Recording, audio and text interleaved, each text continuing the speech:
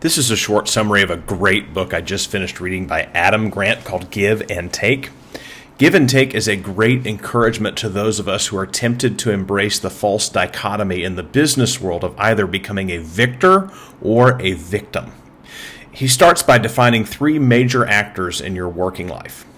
Takers are those who look to get more than they give. Givers look to give more than they get. And matchers pursue an even balance of giving and getting. He then presents a provocative paradox. When it comes to success, the worst performers and the best performers are the givers. Takers and matchers are more likely to land in the middle. So givers dominate the bottom and the top of the success ladder, and he explains why.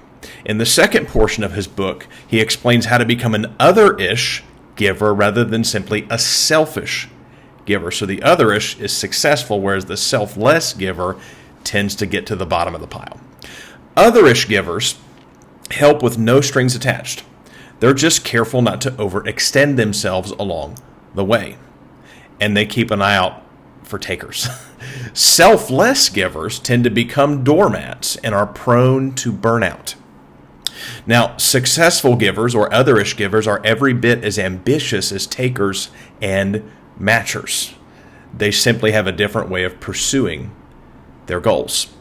But there's something distinctive that happens when givers succeed. It spreads and cascades. When takers win, there's usually someone who loses. Givers succeed in a way that creates a ripple effect, enhancing the success of people around them. Whereas takers sometimes win in independent roles where performance is only about individual results, givers thrive in interdependent roles where collaboration really matters. You know, the fear of being judged as weak or naive prevents many people from operating like givers at work. Many people who actually hold giver values in life choose matching as their primary reciprocity style at work, seeing an even balance of give and take. But givers actually have a distinct advantage when it comes to building networks. Givers have a track record of generously sharing their knowledge, teaching us their skills, and helping us find jobs without worrying about what's in it for them. So we're glad to help them when they get in touch with us. Just as matchers will sacrifice their own interests to punish takers who act selfishly toward others, it's also true that they'll go out of their way to reward givers who act generously toward others. So giving, especially when it's distinct and consistent, establishes a pattern that shifts other people's reciprocity styles within a group.